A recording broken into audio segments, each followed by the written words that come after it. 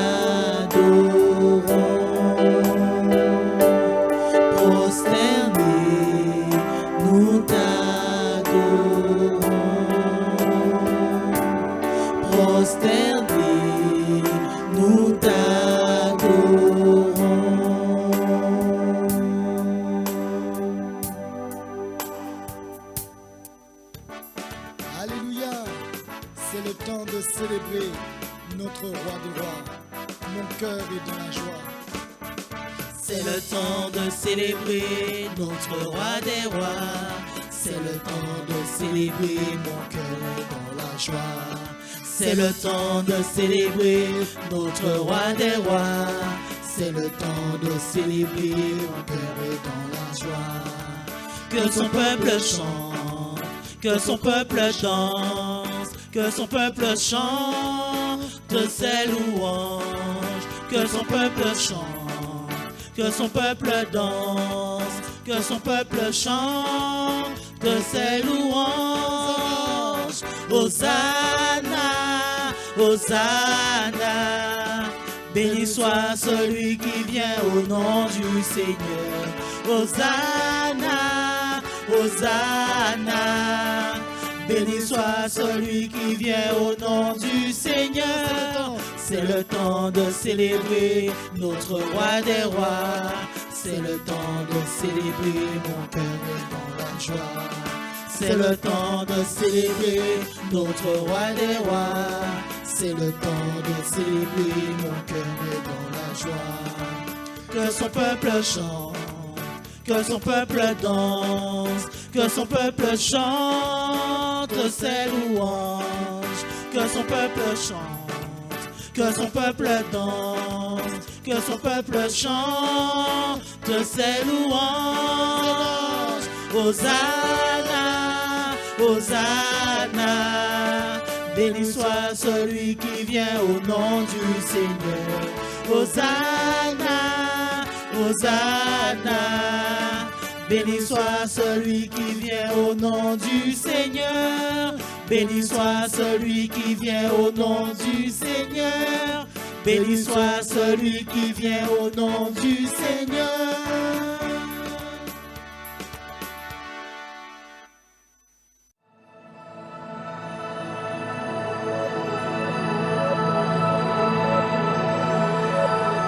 Bonjour à tout un chacun. Dieu soit loué. Merci donc encore une fois à notre frère pour ces moments de chant et d'adoration qui nous disposent à toujours vouloir entrer en sa présence. Il fait bon vivre en sa présence. Et quand nous chantons, c'est vrai, béni soit Dieu. Avant, nous étions sans Christ. On secouait beaucoup notre corps, mais il n'y avait rien à l'intérieur. Aujourd'hui, on a une personne vivante en nous et nous sommes heureux.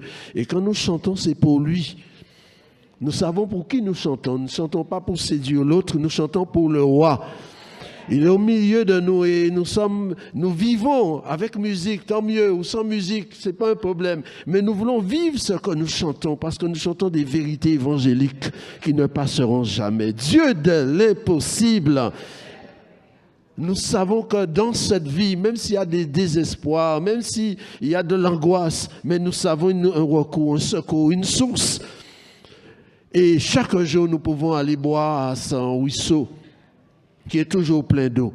Alors nous ne sommes pas sans espérance, nous bénissons Dieu. Il nous a donné sa paix, sa joie, son amour et sa gloire. Amen. Je voudrais partager cette parole avec vous.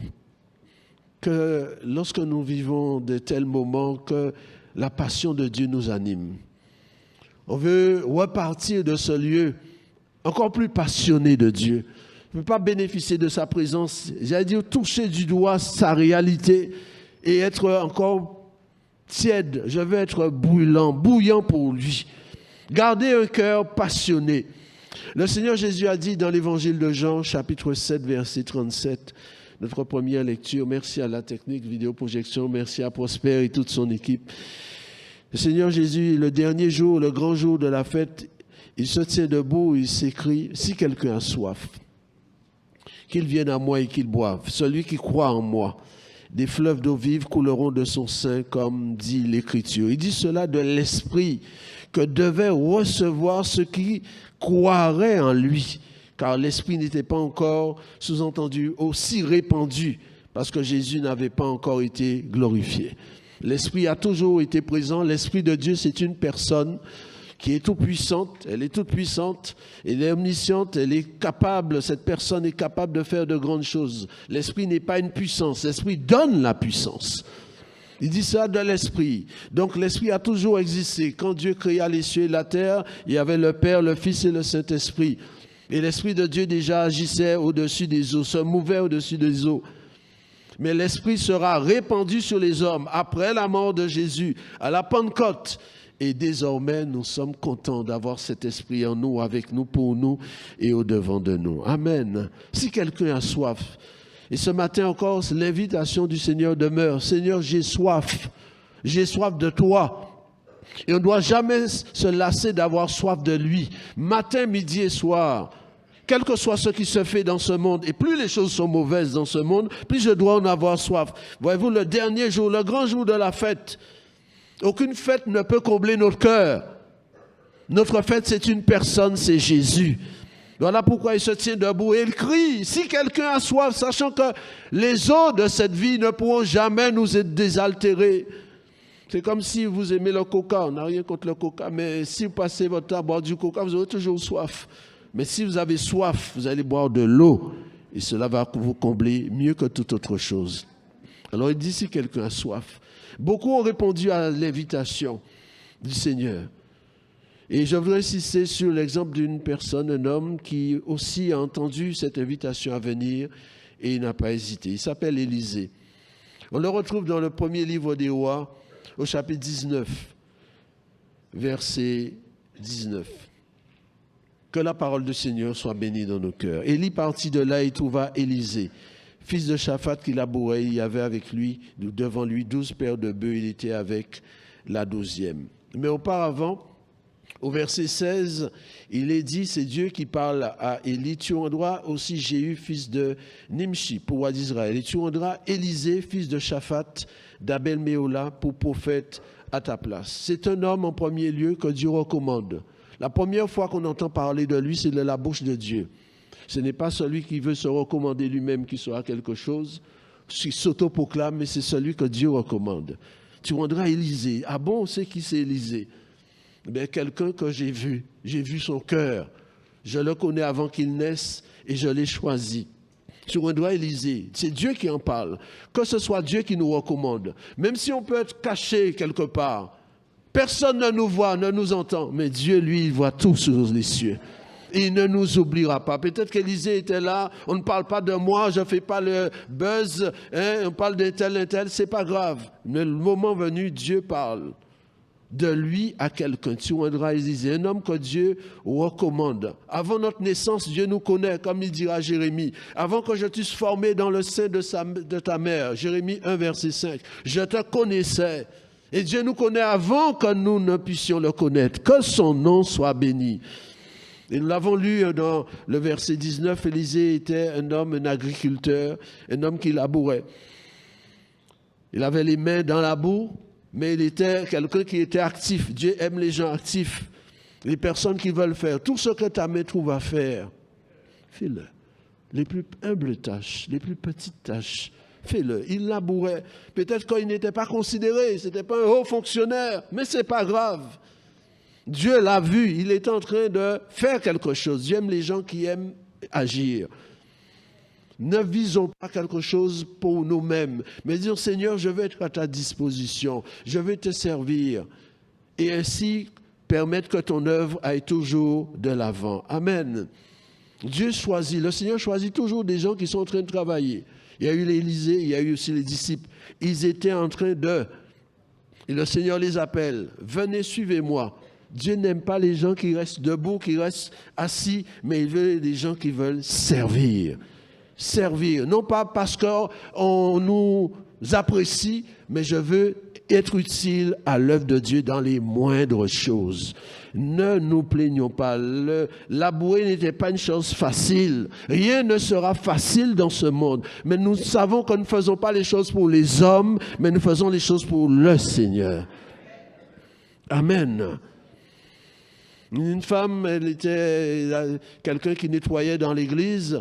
Et un jour, elle voit qu'elle est dans une vision avec une toute petite branche dans sa main pour dire qu'il faisait une humble tâche, comparée peut-être à d'autres qui faisaient de grandes choses. Et puis tout d'un coup, elle voit une porte qui s'ouvre et elle voit qu'on appelle son nom.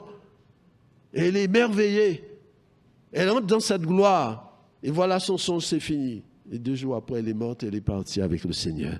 Comme pour dire, Dieu sait nous rendre témoignage de ce que nous faisons, même si c'est la moindre des choses. Élie s'approchera d'Élisée qui labourait et il va jeter sur lui son manteau. Simple geste. Il n'y avait pas d'huile. Il jette son manteau, il fait avec ce qu'il a. Et ainsi Élisée comprendra qu'Élie l'invitait à le suivre. Il a 12 paires de bœufs. Ce n'est pas rien en ce temps-là. Il avait les terres et peut-être il avait la maison de maman et de papa.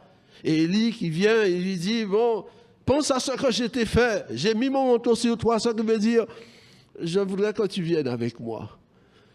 Il va réfléchir, mais il va partir. Il va partir avec lui sans regret.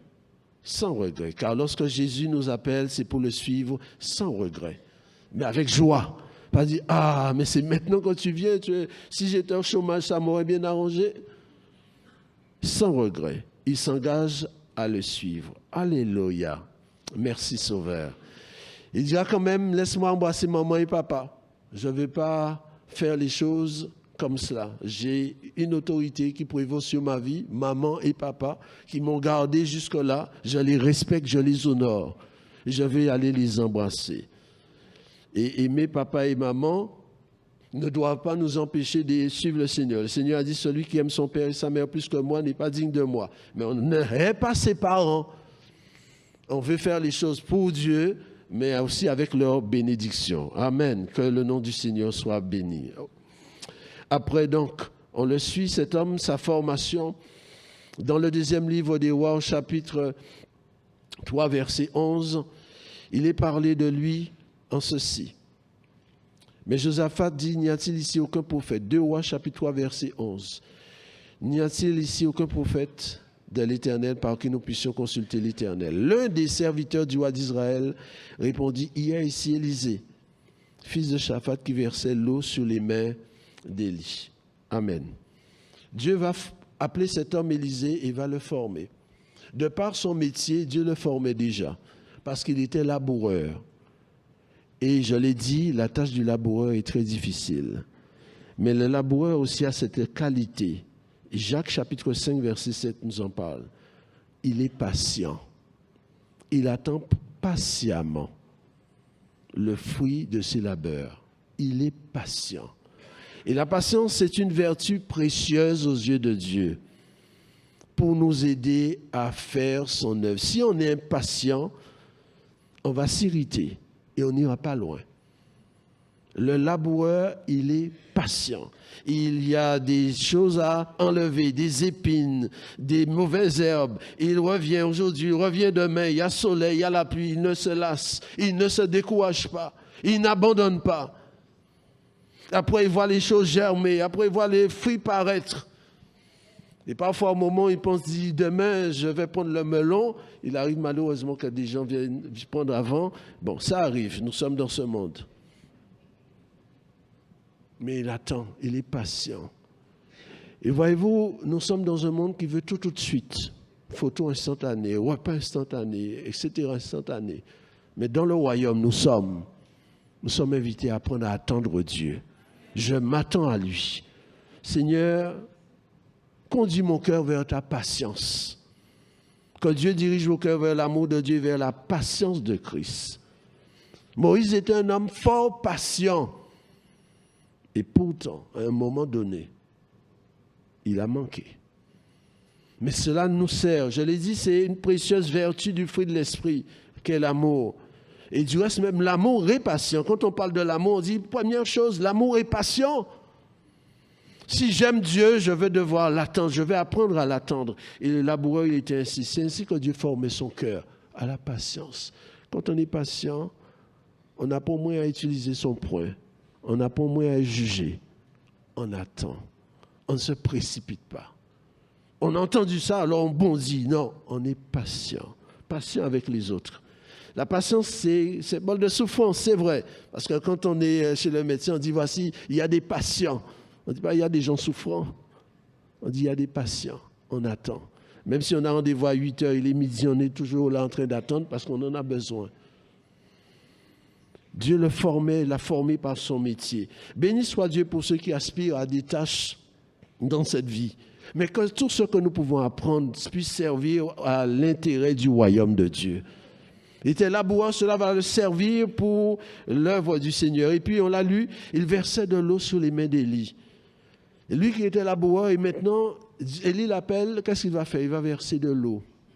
C'est tout. Mais cela dénote une certaine proximité. Parce que pour verser de l'eau sur la main de quelqu'un, il faut être près de la personne. Il vivait dans son intimité. Il voyait ses mains sales. Pas dire, ah, mais passer la sale, hein? Entre guillemets, hein, mais ça, c'est autre chose encore. Non, il était là pour vivre ces choses, pour voir qu'il était un homme qui avait ses moments intimes. Et lorsqu'on voit la main de quelqu'un, on voit la face de quelqu'un, on peut partager, on peut voir son visage, comment il ressent les choses. Une proximité, une intimité. Et cela ne dérangeait pas. Ah, c'est ma joie de te donner, d'aller te chercher de l'eau et de verser de l'eau sur tes mains. Je suis ton serviteur. Une mentalité de serviteur. Pas dire, pas bonheur, hein? Et si vous voulez de l'eau, non. Il versait de l'eau. Voilà sa formation. Dieu utilise qui il veut, avec qui il veut. Chacun a une formation précise. Mais lui, voilà sa formation. Cette proximité d'avec Élie. Dans son intimité. On a besoin de cela parce que nous sommes des êtres humains. Élie était cet homme qui avait connu des moments de découragement, de déprime. Il avait même désiré la mort. Pourtant, lui, il avait vu Dieu faire de grandes choses. Hein? Et en arrivait même un jour à vouloir mourir. Ah, c'en est assez, je veux mourir. Alors qu'il ne devait jamais mourir. Et il ne mourra jamais. Alors il y aura Élisée qui sera là pour le servir. Je vais verser de l'eau sur tes mains, je vais même être prêt à laver tes pieds. Parce que je sais qu'il y a quelqu'un qui me voit et qui prend soin de moi et qui fera demain encore mieux pour moi, pour sa gloire et son honneur. Amen. L'apôtre Paul parlait avec Timothée, il disait à Timothée, tu as suivi de près. D'autres m'ont connu de par de travail. Mais toi, tu as suffi de près. 2 Timothée, chapitre 3, verset 10. Mon enseignement, de près. Donc, tu sais des moments parfois fâcheux que j'ai pu connaître. Tu as suivi de près. Donc, tu peux mieux me comprendre que n'importe qui.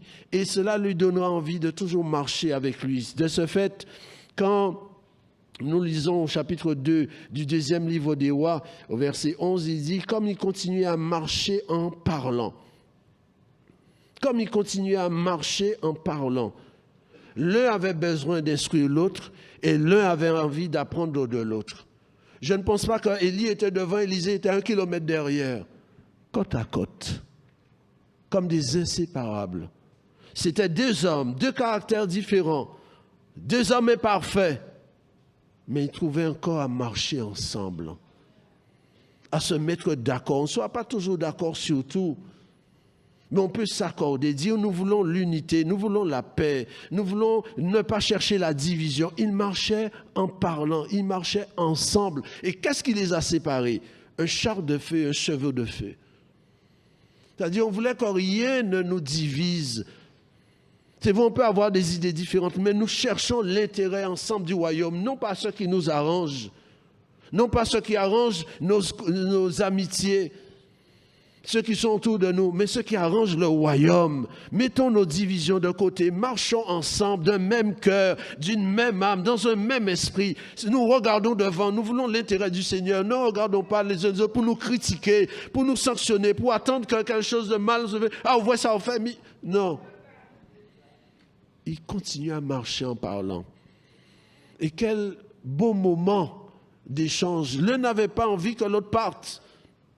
On imagine Élie qui parle à Élisée et dit « Ah, je me rappelle, hein, il y avait cette personne nommée Jézabel, elle est venue un jour me dire des choses. Ah, mais si je savais, elle m'a dit des choses, ça m'a démonté. Mais toi, ne te laisse pas démonter. Ah oui, d'accord, et quoi encore ?» Il continue à marcher en parlant. L'un avait besoin d'entendre les paroles de l'autre. Élisée, prends courage. Les choses ne sont pas faciles, les choses ne seront jamais faciles. Mais tu as un Dieu qui est le Dieu de l'impossible. Il peut tout accomplir. Alléluia. Amen. Il continue à marcher en parlant. Cette intimité était nécessaire. C'était plus fort. Elle était plus formatrice que tout enseignement théologique. Une simple relation. Et surtout, Élie a mis dans le cœur d'Élisée une soif. Une soif. Puisque lorsque Élie va, avant de se séparer, on reviendra dans un instant sur ce parcours qui montre sa soif. Chapitre 2, verset 2 livres des Rois, chapitre 2, verset 9, lorsqu'ils y ont passé, Élie a dit à Élisée, demande ce que tu veux que je fasse pour toi avant que je sois enlevé d'avec toi. Élisée répondit, qui est sur moi? Je te prie une double portion de ton esprit. Double portion, C'est la portion de l'héritier. C'était une manière de dire, je vais être ton héritier, celui qui va te succéder. Il n'a pas remplacé, il a succédé, puisque Élie a fait les choses qu'il devait faire en son temps, et Élisée fera les autres choses en son temps à lui. Une soif.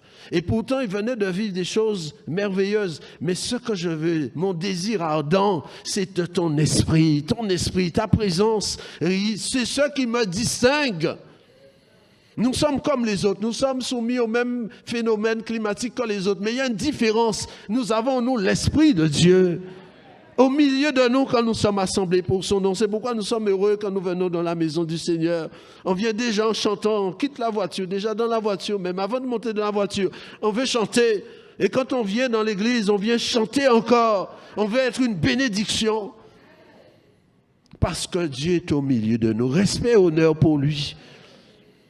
Quelle grâce, nous étions sans lui auparavant. Maintenant, nous venons dans un modeste lieu. Et sa présence est là, nous pouvons entendre sa voix, il peut nous parler, nous toucher, nous bénir, nous visiter, nous remplir de son esprit. Alors je veux être bouillonnant pour toi. Il y a eu des problèmes, il y a eu des difficultés. La semaine n'a pas été évidente. Le corps nous fait souffrir, mais je sais qu'il est vivant, il est présent et il est capable de faire aujourd'hui ce que j'avais toujours pensé qu'il aurait fait. J'ai besoin de ton esprit. On peut avoir beaucoup de choses dans ce monde, beaucoup de biens, mais les biens resteront toujours en dehors de notre corps. Mais le souverain bien, il vient en nous, c'est le Seigneur, par son esprit. Et quand on l'a, personne ne peut nous en séparer, pourvu que nous puissions garder toujours ses voies. On peut nous prendre nos biens, ce n'est pas un problème. Vous pouvez me prendre le monde entier, ce n'est pas un problème. Mais si Jésus est là, parce qu'il est le Dieu créateur. Tout ce qui existe, il a créé. Et si les choses disparaissent, il peut en créer de meilleurs encore. Alors nous avons tout intérêt à tout faire pour garder une flamme pour lui. Être passionné pour lui et montrer notre détermination. 2 Rois chapitre 2, c'est cette troisième chose que je veux considérer maintenant avec l'Élysée. 2 Rois chapitre 2, verset 1er. Lorsque l'Éternel fit monter Élie au ciel dans un tourbillon, Élie partait de Gilgal avec Élisée. Élie dit à Élisée, reste ici, je te prie, car l'Éternel m'envoie jusqu'à Béthel. Première étape, Élie partait de Gilgal. Gilgal, point de départ. C'est notre point de départ aussi avec le Seigneur. Notre vie a commencé le jour où le Seigneur nous a rencontrés, parce qu'avant nous étions morts. Gilgal signifie rouler par-dessus. C'est là où Dieu dit, je roule l'opprobre sur vous. Notre histoire commence à la croix, là où Christ est passé par-dessus nos péchés. Christ est mort pour nos péchés. Et parce qu'il a payé le prix, il est venu pour m'en séparer, pour que je ne sois plus jamais séparé d'avec lui. Ça, c'est le point de départ. Et si ce matin, il y a quelqu'un qui n'a pas encore fait l'expérience d'un départ avec Jésus, il n'est pas trop tard, mais il est temps. Notre histoire commence là, à la croix.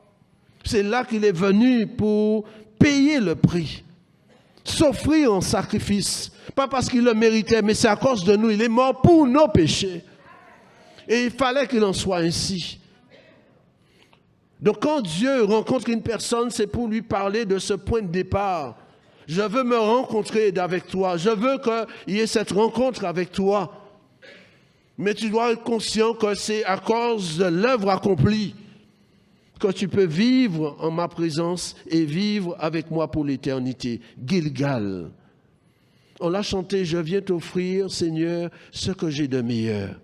Élisée, quand Élie est venu, il avait 12 paires de bœufs, peut-être de beaux taureaux. Mais il les a laissés.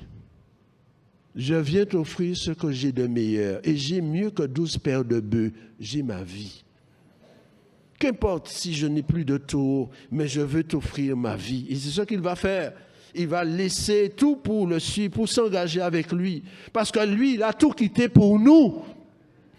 Pour que nous soyons sauvés en lui. Pour que nos péchés soient expiés. Parce que si Jésus-Christ est venu, c'est pour nous purifier du péché, de toute souillure. Et pour régler pour une fois pour toute la question du péché. Et pour que dans notre esprit, les choses soient bien claires. Le péché, j'en suis dégoûté, je n'en veux pas. Je ne veux pas de compromis avec. Je veux marcher dans la sainteté. Seigneur, embrase-moi du feu de ta sainteté. Jésus sur la croix a montré la laideur du péché, mais il est venu nous montrer la beauté de son amour. Je veux en être dégoûté, je veux marcher dans cette pureté tous les jours de ma vie, même si le monde est dans l'immoralité, même si le monde se vante de sa manière impudique de vivre, je n'en veux plus, parce que je connais celui qui a payé le prix. Et Élisée était dans cette détermination, à tel point que un jour, une femme parle de lui, 2 Rois chapitre 4, verset 9. Une femme dira à son mari, voici, je sais que cet homme qui passe chez nous est un saint homme de Dieu. Il dit, ah oui, c'est quelqu'un de puissant, capable de faire des miracles, capable de faire des prodiges. Non, il dit, c'est un saint homme de Dieu. Faisons-nous connaître par notre douceur, faisons-nous connaître par notre sainteté. C'est quand Élisée avait cette décence, cette manière de faire, il ne se permettrait pas de... Il n'est pas parfait. Le seul a été parfait au milieu de nous, c'est le Seigneur Jésus, sur cette terre. Mais il y a une manière de vivre qui veut chercher à plaire à Dieu. Pas de compromis, pas d'adultère, pas d'impudicité, pas de fornication, pas de concubinage, pas de mensonge. On veut être droit. Parce que je sais en qui j'ai cru, je sais qu'il est au milieu de nous et il vit en moi. Je n'irai pas en boîte de nuit. Je ne veux pas me plaire dans le carnaval, même s'il s'emballe la Guadeloupe, mais moi je sais en qui j'ai cru. Parce qu'il vit en moi. Parce que si on va dans des lieux, j'allais dire, pas recommandables, le Seigneur nous laissera aller tout seul. Je suis conscient qu'il vit en moi. Alors je veux toute ma vie, comme l'a chanté notre frère, toute ma vie, je redirai que tu as payé le prix. Alors je veux le dire par ma bouche, mais je veux aussi le dire par ma manière de vivre, de m'habiller, de me comporter. Je ne suis pas le dimanche évangélique pentecôtiste, c'est la semaine mondaine par-dessus tout. Non. J'ai fait un choix. Je suis allé à Gilgal. Seigneur, si j'oubliais Gethsémani, conduis-moi à la croix. De manière à ce que même si on peut me faire du mal, mais je n'oublie pas que c'est lui qui a payé le prix. Alors je ne veux pas réagir comme on me fait du mal, mais on ne veut pas réagir comme l'autre. Parce que si on nous fait des méchancetés, et nous sommes méchants aussi, on n'est pas meilleur que les autres. Parce que la méchanceté vient des méchants. Mais nous voulons être distingués, dire, on est méchant avec moi, mais moi je veux garder la bonté. Je me distingue des autres. Amen. Parce que je veux marcher. Vous avez vu, Élisée marchaient ensemble. Je veux marcher avec ceux qui marchent avec Dieu. Mais pour marcher avec Dieu et marcher avec ceux qui marchent avec Dieu, je dois marcher dans la sainteté, dans la pureté. Donc loin de moi la pensée de commettre quelque immoralité, fornication. Je n'en veux pas. Seigneur, voilà pourquoi je te prie. Garde-moi dans ta sainteté. Amen. Parce que je veux aller plus loin. Il n'est pas resté à Gilgal. Et il dit, maintenant nous partons de Gilgal. L'Éternel m'envoie à Bethel. Bethel signifie maison de Dieu. La sainteté convient à sa maison. Vous voyez, nous avons voulu prendre la Sainte Seine. Notre faisait la lecture disant que chacun s'éprouve soi-même. Parce qu'on ne veut pas mettre la main dans le plat pour attirer une malédiction. On respecte ce que Dieu a établi. Je viens dans ta maison avec joie, en étant conscient que tu es présent. Alors par conséquent, j'apporte ma part de sainteté. Le Seigneur nous sépare de ce monde pour nous ajouter à son corps. Il m'a séparé de mes souillures pour que je sois ajouté à son Église. Par conséquent, je ne veux pas être une pierre d'achoppement et je veux apprendre dans sa maison pour encore mieux être à sa gloire. Ils descendirent à Bethel. Ils descendirent. C'est comme si Bethel était en haut, mais on plonge. Quand je viens dans sa maison, c'est pour apprendre. Apprendre à honorer, apprendre à servir, apprendre à prier. Pas pour juger les gens, mais je vais prier pour mes frères et sœurs. Je veux les encourager, je veux les bénir, je veux les servir. Le Seigneur Jésus l'a dit dans Matthieu chapitre 20, verset 26.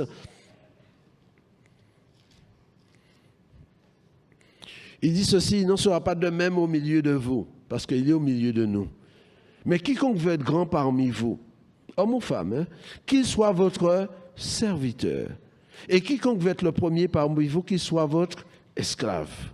C'est ainsi que le Fils de l'homme est venu, non pour être servi, mais pour servir et donner sa vie comme la rançon de beaucoup. Nous sommes fils de notre Père, le Seigneur Jésus. Et fils d'eux veut dire qu'on va l'imiter dans ce qu'il dit et dans ce qu'il fait. Il dit, lui, le roi de gloire, le créateur des cieux, l'alpha et l'oméga. Je suis descendu. Il a quitté son trône pour venir sur cette terre de poussière, de misère, à cause de moi. Parce que même si j'étais la seule créature à avoir besoin, il serait quand même venu. À cause de moi. Et il dit, il est venu pour servir, pas pour être servi. Ayons cette mentalité de serviteur. Servir et donner sa vie comme la rançon de beaucoup. Je viens dans sa maison. Seigneur, que peux-je faire pour ta maison? Je ne vais pas dire, il n'y a pas d'amour. Mais justement, s'il n'y a pas, je veux en apporter. Parce que Dieu me montre qu'il n'y en a pas. Alors, Seigneur, donne-moi d'être quelqu'un qui apporte. Et non pas qui reproche. Je viens servir ta maison. Pas critiquer ta maison. Aucune maison n'est parfaite. Ils descendirent, on descend à Bethel. Je viens dans ta maison pour être à la disposition de ce. Pourquoi? Parce que nous voulons la gloire de sa maison. Béni soit Dieu, nous avons un lieu de culte. Il y en a dans ce monde qui n'ont pas de lieu de culte, qui sont obligés parfois de se cacher. Vous vous souvenez de quand on a parlé de l'église persécutée, de ces personnes qui se sont retrouvées dans des toilettes pour adorer le Dieu vivant. Et béni soit Dieu, nous sommes ici, que le nom du Seigneur soit exalté. Je descends à Bethel. Dieu me fait descendre. Seigneur, pour moi, descendre, parce que l'autre a besoin de moi. Et nous sommes l'un à côté de l'autre pour comprendre, nous ne sommes pas meilleurs l'un que l'autre, nous sommes comme les autres. Et nous pouvons être utiles les uns aux autres. Autant on a besoin de quelqu'un qui est sur l'estrade, autant on a besoin du petit enfant. Parce que c'est Dieu qui fait les choses ainsi. Pour qu'on ne puisse pas croire qu'on est indispensable et qu'on ne peut pas faire sans nous. Et cela nous garde toujours dans l'humilité. Quand le Seigneur Jésus dit cela, donc Matthieu 20, 28, il est venu pour donner sa vie comme la rançon de beaucoup. Au verset 29, il est dit, lorsqu'ils sortirent de Jéricho, après avoir dit cela, ils étaient déjà à Jéricho. Et cela nous fait penser à ce que nous disions concernant Élysée. Après Bethel, ils vont à Jéricho. Jéricho, c'est la marche par la foi. La Bible dit dans Hébreux 11.6, c'est par la, 11.30, c'est par la foi qu'ils ont renversé Jéricho. En faisant le tour. Pendant 7 jours et le 7e jour, ils ont poussé des cris.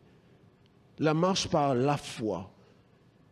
Et lorsque Dieu nous ajoute dans sa maison, nous allons entendre sa parole qui est la vérité.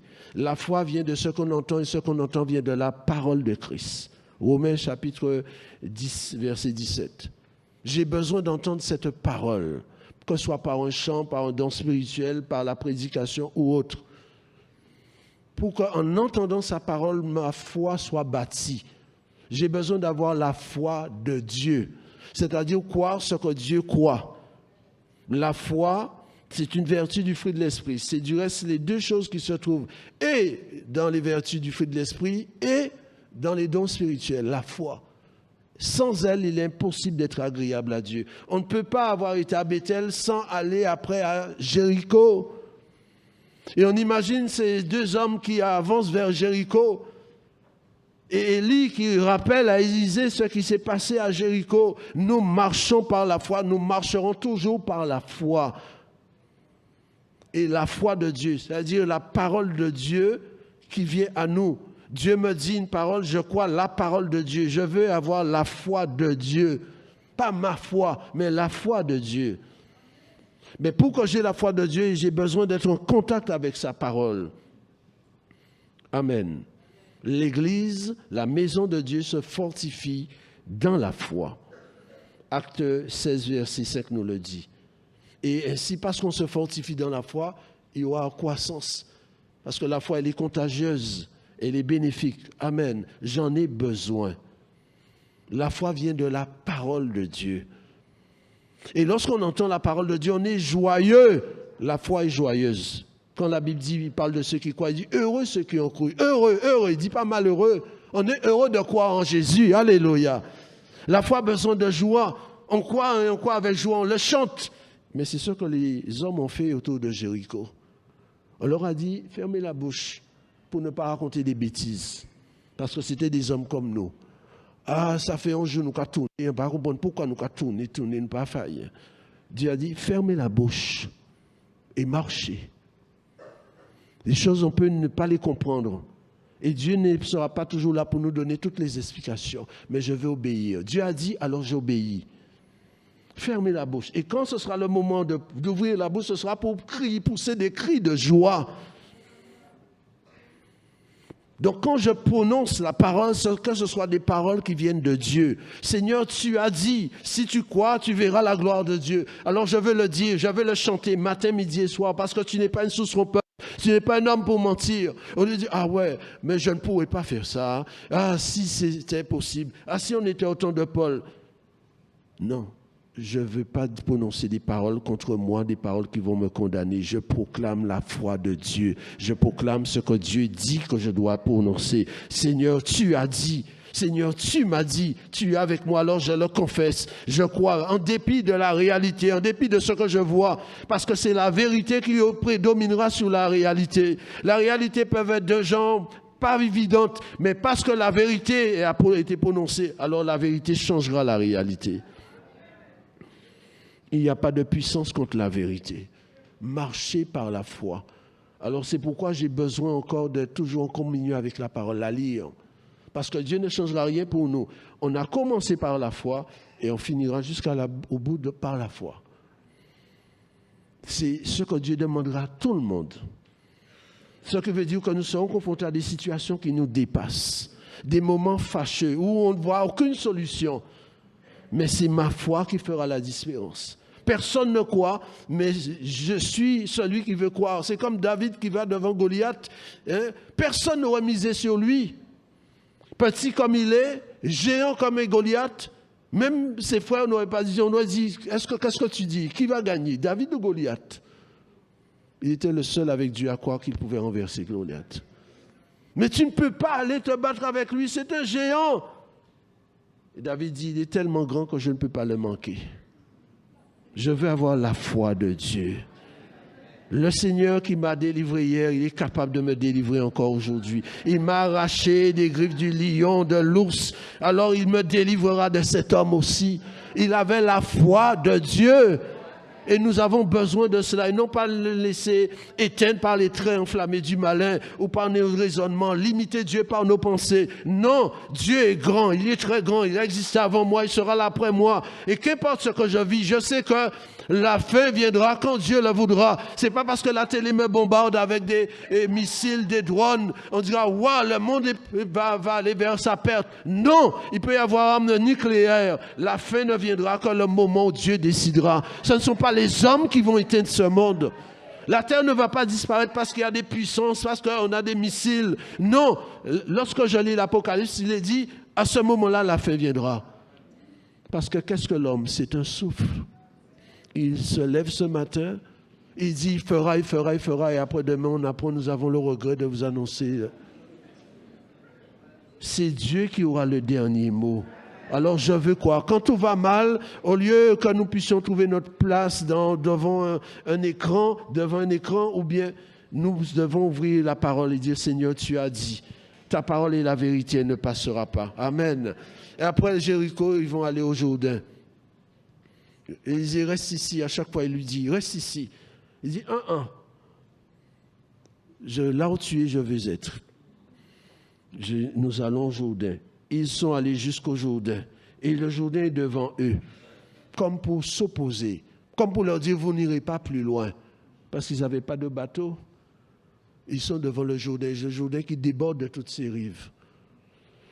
Mais quand Dieu a un projet, Dieu a un budget. Quand Dieu a un projet, il a une solution. Qu'est-ce qu'on va faire? Élie, il sait, il a une chose, il a un manteau.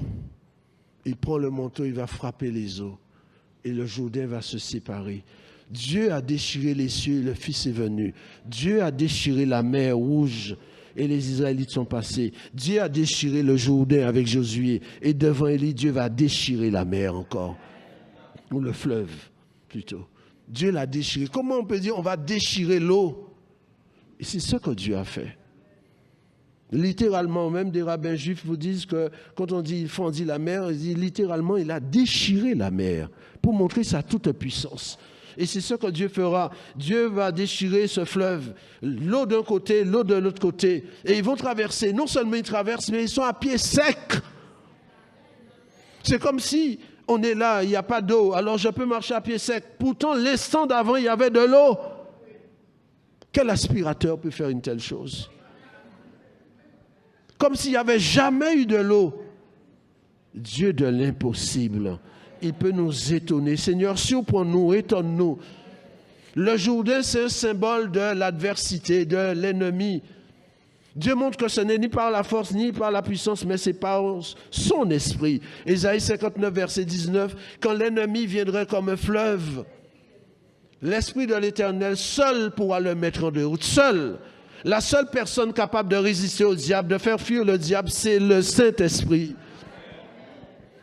L'ennemi vient comme un fleuve, mais souvenez-vous, le Seigneur dit si quelqu'un a soif, ce n'est pas un fleuve, c'est des fleuves. Alors quand il y a un fleuve opposé à des fleuves, eh bien le vainqueur, il n'y a pas photo, ce sont les fleuves qui gagnent. Quand l'ennemi viendrait comme un fleuve, l'ennemi vient pour détruire. Il ne vient pas pour jouer. Nous sommes conscients que dans ce monde, nous avons une adversité. Nous voulons avancer avec le Seigneur et il y a une opposition qui cherche à se dresser à chaque fois. Plus on veut se consacrer, plus on a l'action, plus cela dérange le monde des ténèbres. Et nous ne devons pas l'ignorer. Voilà pourquoi nous sommes invités à ne pas laisser le péché prendre le dessus sur nous. Voilà pourquoi nous sommes invités à bénir la maison de Dieu. Voilà pourquoi nous sommes invités à marcher par la foi pour que nous puissions être plus forts sur l'ennemi. Élie ne s'est pas posé de question. Qu'est-ce qu'on va faire? Si Dieu est là, il a une solution. Et le fleuve va s'écarter. L'ennemi vient dans ce monde plus que jamais avec sa sorcellerie, avec son occultisme, avec sa perversité, avec sa violence. Les gouvernements sont dépassés. Mais nous levons la tête disant, heureusement, il y a le Seigneur. Ce sont des réalités dans ce monde. On veut réussir, mais on ne va pas le faire seul. Il faut qu'il y ait des puissances. Les gens recherchent là, on va vous donner de la voiture, argent, bateau, etc. Mais pourvu que vous puissiez donner votre âme à un tel. On est dans ce monde-là, dans un monde de ténèbres. Le diable a déclaré la guerre à l'Église. Nous sommes en guerre. Et c'est une guerre mortelle, il n'y a pas de match nul. Mais le vainqueur, c'est le Seigneur. Et si nous marchons avec lui, nous serons vainqueurs. Le Seigneur a dit, je bâtirai mon Église. Et tout de suite, il dit, les portes du séjour des morts. Il a dit, le diable et ses démons. Les pratiques maléfiques, ça existe en Guadeloupe aussi. Et nous sommes invités à marcher comme Dieu veut pour que nous puissions dire que la puissance du vaudou ne demeurera pas. La puissance de toutes choses, la puissance même de la drogue. Parce qu'on est dans un monde où il y a comme si cela envahit. On a des choses qui sont dites à la télé, il y a des choses, des déclarations qui sont faites, mais on voit qu'il y a des choses aussi qui sont cachées. Mais on voit des fléaux qui débordent dans ce monde. Mais il n'y a que l'Esprit de Dieu qui peut délivrer de l'addiction, de toute passion, de la puissance de la maladie. Ça vient contre nous comme pour s'opposer, disant tu n'iras pas plus loin, tu es bloqué là. Mais nous avons un Rédempteur qui est vivant et qui se lève. Je veux conclure. On comprend pourquoi Élisée a eu cette soif ardente. Car c'est par l'Esprit de Dieu que nous serons distingués. Moïse même disait à Dieu, Seigneur, fais-moi voir ta gloire. Exode 33. Fais-moi voir ta gloire. N'est-ce pas quand tu seras au milieu de nous que nous serons distingués? C'est l'Esprit de Dieu qui nous donnera de faire la différence dans ce monde. C'est l'Esprit de Dieu qui repoussera les œuvres des ténèbres. Chaque génération a besoin de vivre l'expérience passionnée avec le Seigneur. Le fruit de l'Esprit et les dons de l'Esprit, toutes les générations. Il y a eu, dit la Bible, dit le Seigneur Jésus, il y a eu le temps d'Élie et il y a eu le temps d'Élisée. Élie, c'est Élie, Élisée, c'est Élisée. Et nous sommes invités à prier pour que notre génération soit influencée, marquée par l'Esprit. Nous prions pour que les enfants, dès leur plus jeune âge, soient sous l'onction de l'Esprit. Parce qu'on voit que dans ce monde, Satan n'hésite pas à utiliser même des enfants pour des perversités. Bénissons Dieu pour les enfants qui sont au culte des enfants. Bénissons aussi les moniteurs, les monitrices. Parce que nous avons besoin de marcher au milieu de notre génération. Élisée savait que son temps allait être plus difficile que le temps d'Élie. Voilà pourquoi il dit, je veux de ton esprit. Et béni soit Dieu, il fera encore plus de miracles qu'Élie. Élie est monté sans passer par la mort. Élisée est mort et Dieu s'est servi de lui même pour faire revivre un mort. 2 Rois 13, verset 18. Qu'importe, on peut être de ceux qui monteront sans passer par la mort, tout comme il y a eu qui sont morts dans le Seigneur. Mais l'important, c'est que notre vie serve au dessein de Dieu. C'est ça ma vie, que ma vie serve à tes desseins. Élisée, son nom signifie l'éternel et salut. C'est parce que le Christ, le salut de Dieu, est mort que nous avons la vie. Voyez-vous, je l'ai dit, Élisée, il était malade, il est mort. J'ai dit 2 Rois 19, 2 Rois 13, 18. Il est mort et ses os sont là et on va jeter un homme mort sur ses os et cet homme va revivre. Ça qui veut dire que si Dieu avait voulu guérir Élisée, il aurait pu le guérir. Ce n'est pas les os d'Élisée qui avaient des vertus, c'est Dieu qui est le Dieu d'Élisée qui agit et qui guérit et même ressuscite les morts. Élisée est mort et je l'ai dit, c'est symbole de notre Élisée, le Christ qui est mort et par sa mort nous avons la vie. Et sa mort et sa résurrection, c'est la preuve que non seulement tous les morts en Christ vont ressusciter, mais Dieu jugera les hommes. Que la passion de Jésus nous anime. Car qui sait si ce n'est pas pour un temps comme celui-ci que nous sommes là. Je n'envie pas Paul avant son temps, puisque Paul est déjà mort. C'est notre temps, 2026, dans ce pays, et Dieu a besoin de nous. Qui sait si ce n'est pas pour un temps comme celui-ci? Alors, nous sommes invités à ne pas nous plaindre, mais à dire, Seigneur, tu m'as choisi. Alors, je veux, dans mon temps, dans ma génération, répondre à ton attente. Être passionné de toi, être bouillant pour toi. Servir tes desseins. Parce qu'avec toi, qui est à la hauteur, parce que rien ne te dépasse, rien ne te surpasse, nous pourrons aussi traverser. Ils ont traversé. Et on imagine leur joie de voir que si je peux traverser le Jourdain, c'est que vraiment à Dieu tout est possible. Dieu de l'impossible. Je crois que tu peux tout faire aujourd'hui même. Alors aide-moi à ne pas te limiter. Que son nom soit béni. Amen. Prions-le un instant. Seigneur, tu es bon pour nous. Merveilleux tu es, merveilleux tu seras éternellement. Nul n'est semblable à toi. Dieu de l'impossible. Ta main n'est jamais trop courte. Et ta grâce est suffisante encore ce matin. Pour nous saisir, pour nous bénir, pour nous donner un cœur qui t'adore, un cœur qui veut servir tes intérêts, servir ton royaume, et rien d'autre, parce que tu mérites le meilleur. Seigneur, sois béni pour l'Église, ici en ce lieu comme dans tous les coins de la terre. Merci pour l'œuvre de ton esprit dans nos vies. Merci pour la foi que tu as fermée, que tu renouvelles, que tu fortifies, parce que par la foi, nous ferons des exploits avec toi. Sois béni pour ta grâce ce matin au milieu de nous. À toi soit la gloire dès maintenant et à jamais. Amen. Alléluia. Merveilleux Seigneur. Tu es notre Dieu et tu fais de grands prodiges et de grands miracles dans nos vies. Nous élevons ton nom, Seigneur. Merveilleux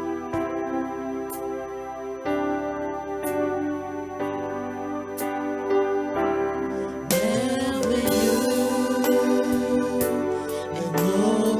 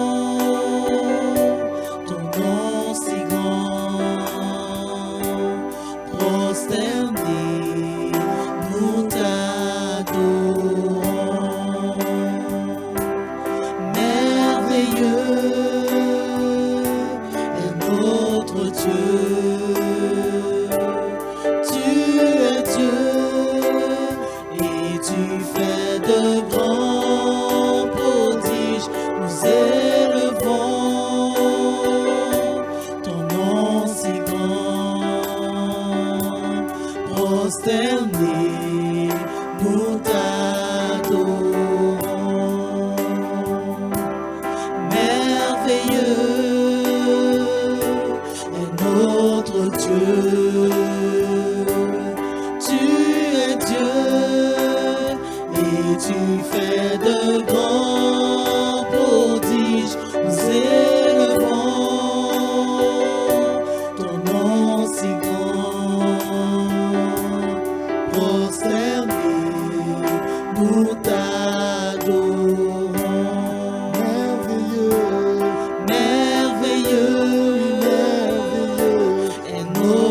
Dieu, tu es Dieu et tu fais de grands prodiges. Nous élevons ton nom si grand. Prosternés, nous t'adorons. Merveilleux, merveilleux. Dieu, tu es Dieu et tu fais de grands prodiges. Nous élevons ton nom si grand. Prosternés, nous t'adorons. Prosternés, nous t'adorons. Prosternés, nous t'adorons. Prosternés, nous t'adorons. merveilleux, merveilleux est notre Dieu.